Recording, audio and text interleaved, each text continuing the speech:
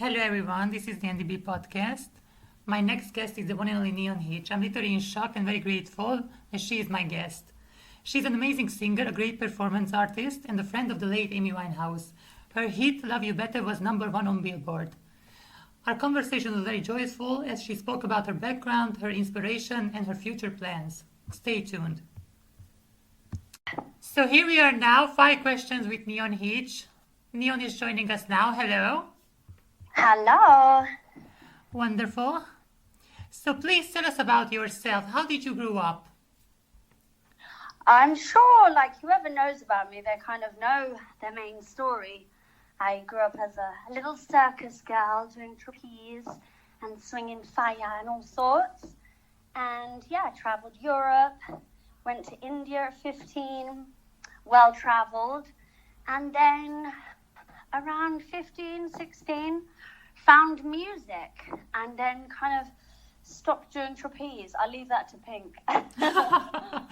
Wonderful. And do you think your background helps you performing as an artist? I think, moving around, not staying in one school or another, I think, there can be downsides. But, of course, there's the upside, too, of that I'm, overly creative and have a very wide imagination.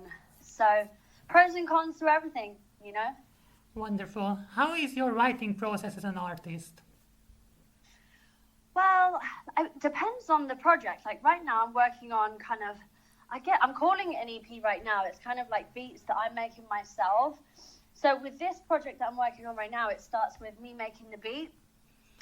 And the beat kind of has a melody of its own, really. So, and then afterwards, I kind of find where my vocals fit in. But if I'm working to someone else's beat, obviously I'll just listen to that first, and then I usually start with melody. But recently, I've been writing a lot of poetry, so maybe now lyrics are coming first. I don't know. So most of the time, even the beat inspires you to write a song, right? Yeah, usually it's been melody first. Wonderful. You have been really great friends with Amy Winehouse, and you girls also live together. How did your friendship started with Amy, and how was she as a friend? She was just the coolest girl ever. That girlfriend that, everyone just wanted to have because she's just cool and nice at the same time, which is rare, And we met because our boyfriends were friends, and she found my dog that had run away, which was magical. And she was like, "Whose dog is this?" And I was like, "No way. That's that Amy Winehouse bird. I just saw her on Jules Holland. This is magical." And then we sat, chatted, and we just clicked. And then, moving forward, we bumped into each other again and ended up living in a flat together in Camden. And it was mad. Wonderful. And but she's just the best person I've ever met. I still enjoy your album Anarchy. It's a fantastic body of work. I really like your song Neighborhood. And cheers. It's my favorite song. I think that was cool to show the writing process of that too. Yeah. I'd like to do more of that. I think that's interesting for people to see. I like watching other people's process too. Yeah, that is my favorite song from you. But what is your favorite song from your discography?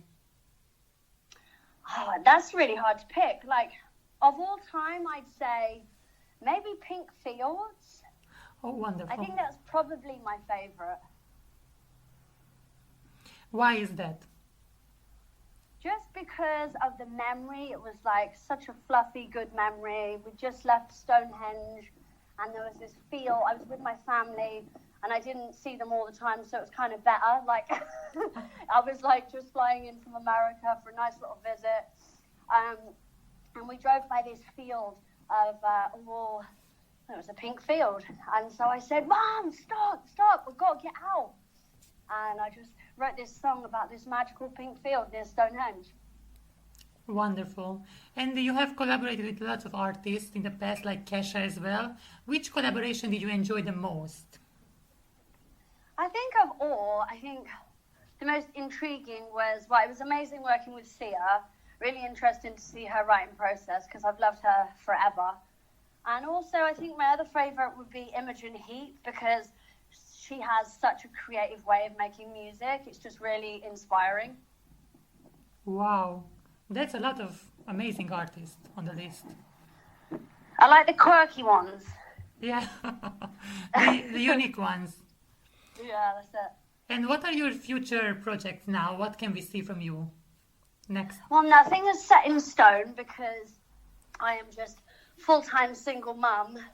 Her dad's kind of left me to do it all. So, it's full on. It's full-time. I don't get much time. Like right now, okay, I've dropped her off at nursery. I've got like a few free hours. I'm going to go to the studio. So the project I'm working on recently is a completely 100% self-made project where I'm making the beats. I'm producing, I'm recording everything myself. So it might take a bit longer, but I think what I'm mainly working on right now is kind of an EP, just because that's the most feasible thing that I can do with my time right now. I am very open for if more producers want to come and work with me and fly me places, I'm here. But for now, this is what I'm doing. You are amazing. So you're a full-time mom, you're doing an EP, you're doing the beats, you're doing everything by yourself. It's very impressive. Girl power. Yeah. Wonderful. So this was 5 Questions with Neon Hitch. And thank you so much for joining our podcast. And as more progresses, I'll let you know. Wonderful. Watch this space. Thank you so much. Thank you. You take care. I hope you guys enjoy our discussion. I am very happy and very grateful that she accepted my invitation. And see you guys next time. This was 5 Questions with Neon Hitch. Love you guys.